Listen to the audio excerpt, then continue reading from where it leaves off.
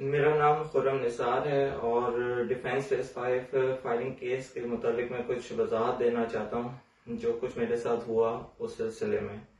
मेरे खिलाफ जिस तरह की वीडियोस चल रही है मीडिया में, मैं उसके हवाले से चंद बातों का बताना चाहता हूँ जो बहुत जरूरी है। पहली बात यह कि मेरा जो साला है उसको नहीं पता था कि बात इतनी बड़ी हुई है। उससे मैंने घर से अपना ट्रैवल डॉक्यूमेंट्स मंगवाए थे, जो कि एक आम सी बात हो सकती है। बंदा किसी को भी बोल सकता है कि मेरे घर से जाके ले आ, अगर कोई किसी का रिलेटिव्स है।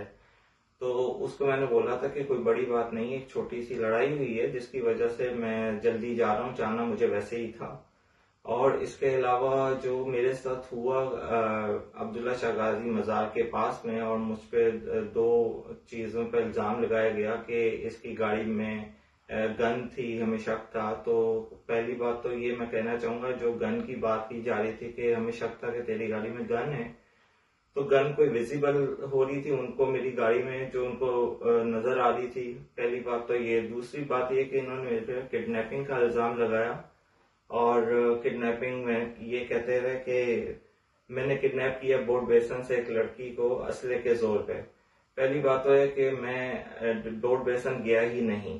अगर बोर्ड बेसन में भी बहुत सारे कोई 100-200 कैमरे लगे होंगे तो एक पिक्चर या एक वीडियो भी दिखा दें बोर्ड बेसन में जो कि नजर आ जाए।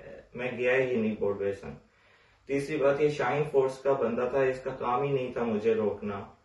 चौथी बात ये थी कि जिस तरह इसने मुझे चलो रोक भी लिया तो ये प्रॉपर पुलिस यूनिफॉर्म में नहीं था, और जब इसने मुझे रोका तो इसके हाथ में गन थी और मुझे कहते दरवाजा खोल।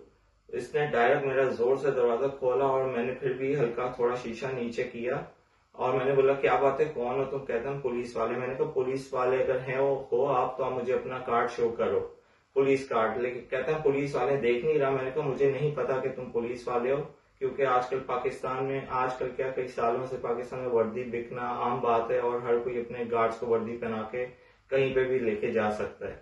फिर मैंने इससे बोला कि अगर तुम ये मुझे नहीं शो कराओगे तो मैं तुम्हें नहीं पुलिस वाला समझूंगा। इसने मुझ पे डायरेक्ट शूट करने की मुझे उसी टाइम कोशिश की और मैंने हल्की सी गाड़ी भगा के चंद फासले पे गाड़ी रोक दी, क्योंकि मुझे मेरी अपनी गन जो थी गाड़ी में थी, जो लाइसेंस याफ्ता थी, मैंने उसको हाथ में पकड़ के गाड़ी के बाहर खड़ा हो गया। गाड़ी के बाहर खड़े होने के बाद जब जब जो भी वीडियो उसके बाद जो चली, जो ये मेरी वीडियो बनाते रहे और फिर मैंने भी इनकी बनाई, लेकिन मेरी वीडियो सही से बन नहीं सकी, इनकी बन गई। और जो वीडियो बनी और जो मीडिया में चलती रही वो सारी बात का आपको पता है कि मैंने इनको बोला कि पुलिस मोबाइल बुला लो, थाने चलो, जिस थाने बोलोगे मैं अल्लाह की कसम जाऊंगा। तो ये मुझे नहीं लेके जाना चाह रहे थे थाने में। फिर मेरी इनसे बात हुई थाने जाने की, और फिर जब ये थाने जाने पे हम राजी हो गए तो रास्ते में बीच सड़क पे ये बोलता है थाने नहीं जाना, कहीं और ले। मैंने कहा तुम्हारे से मेरी बात हुई थी थाने जाने की, वहां पे जाके कंफर्म हो जाएगा कि तुम वाकई पुलिस फोर्स में हो और मुझे कंफर्म हो जाएगा। लेकिन इसने मेरी बात नहीं मानी और जबरदस्ती मुझे दूसरे रास्ते ले गया। फिर भी मैंने गाड़ी रोक ली और जैसे ही मैंने यू टर्न करने की कोशिश की तो इसने मेरे जो स्टेयरिंग है गाड़ी का उसको पकड़ के न्यूट्रल गाड़ी कर दी और गाड़ी रुक गई। मैं गाड़ी से उतर गया।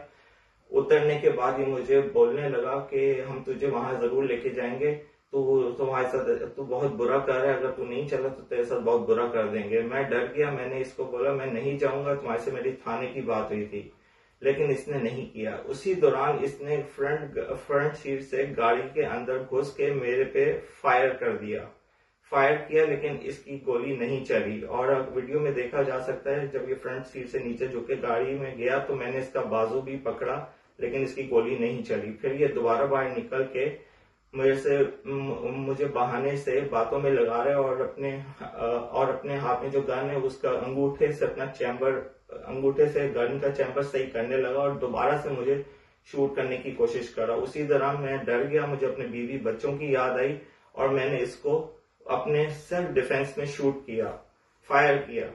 और वो जो मेरा इंटेंशन इसको मारना नहीं था, मुझे सिर्फ अपनी जान बचानी थी।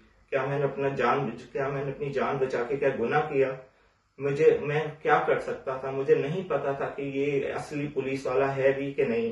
जब इसने मेरे साथ ये किया तो मुझे मजबूरन गोली चलानी पड़ी। अगर मुझे इसको मारना ही होता तो मैं इसको शुरू में ही मार देता, लेकिन मैंने ऐसा नहीं कुछ भी किया, क्योंकि मुझे पता था कि ऐसा अगर मैं करूंगा तो मेरे ऊपर बात आएगी। क्योंकि बार बार शुरू में यही कह रहे थे पुलिस वाले, मैंने कहा शायद हो भी सकता है क्योंकि जिस तरह की इनकी हरकतें थी कि शुरू में आते इन्होंने गाड़ी पे जोर से दरवाजा खोला और बगैर यूनिफॉर्म के तो मैं तो उसी टाइम यही समझा कि ये सिर्फ किडनैपर है और कुछ नहीं। तो मैं तो अपने वालिद साहब से आता हूँ मिलने साल में एक दफा। मेरे वालिद साहब ज़ईफ हैं, एक की उम्र 90 है, दूसरी मेरी वालदा की जो एज है वो तकरीबन 75 से 80 तक है। मैं उनसे मिलने आया था और मैं आता जाता रहता हूँ, और मेरे पास ये मेरी गन लाइसेंस याफ्ता थी जो मेरे पिछले 18 साल से मेरे पास थी। अगर मैंने कभी भी कोई गलती या कुछ मेरा क्रिमिनल रिकॉर्ड मेरे गन के हवाले से निकलता तो वो पहले ही निकल आता। मैंने 18 साल में कभी गन का इस्तेमाल गलत नहीं किया। 18 साल से जिस